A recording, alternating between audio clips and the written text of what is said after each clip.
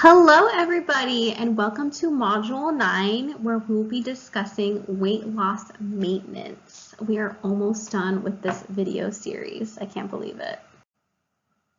So essentially once you've lost the weight, so let's say we're at the end of week 12, you've lost 12 pounds. Oh my gosh, how amazing is that? But now we're thinking, okay, I've made it this far. How am I going to keep the weight off? So this is what we're really going to get into in this module. So unfortunately for many, those that lose weight, they end up gaining it back. But that doesn't have to be you, okay? But according to research, only about 20% of people that lose weight keep it off in the long term. And I want you to be part of that 20%, okay? That is going to be you. Many people gain the weight back because they are overly restrictive with food and it's not sustainable whatever they're doing. Instead of sticking to rules, it's better to view weight loss as creating a healthier lifestyle long term. So what habits can you continue to do in the long term that's sustainable? Okay, so again, I just want to reiterate, we are not overly restrictive with ourselves and we're not setting hard rules for ourselves because that's just torture. So let's review some tips for keeping the weight off in the long run. First one being very, very important, exercising often, aiming for at least 30 to 60 minutes daily. For me personally, even after I stopped working with the health coach, I continue to exercise even on my own.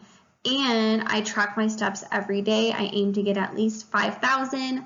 You know, the goal is 10,000, but if I can get between 5 to 10,000 steps a day, I feel so good about myself and I know that I'm burning energy, right, to maintain my current weight status.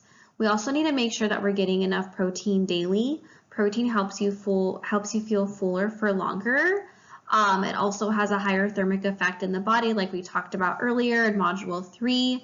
Resulting in more calories being burned, okay? We also want to keep that muscle mass to build that metabolism, right? Okay.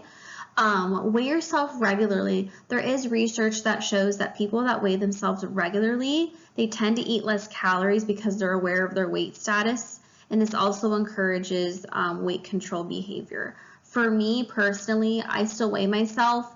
I don't weigh myself every day like I used to. But at least once a week just to see where I'm at and making sure that I'm maintaining my current weight. Also being mindful of the amount and type of carbohydrates that you're consuming. Carbohydrates are super important. I don't want you to go zero carb or keto. That's not sustainable. But we still want to make sure that we're eating mostly whole food carbohydrates. So, you know, things like maybe brown rice or sweet potatoes, fruits, things that come in whole food. Oatmeal is a really great example as well. Many studies show that eating less carbohydrates also reduces overall calorie intake, leading to long-term weight maintenance. So again, I don't want you to go super low carb, but just being mindful of the type and amount of carbs that you're consuming. Also lifting weights, studies show that lifting weights at least twice a week, working major muscle groups has been associated with retaining muscle mass, improving metabolism, and helps maintain weight loss. So that's a win-win. So here are more tips for keeping the weight off for the long term. Preparing for setbacks, so planning ahead if possible. So maybe if you know that you're going to someone's birthday party and you know that they're not going to have a lot of healthy options, maybe bring some healthier options with you and plan ahead.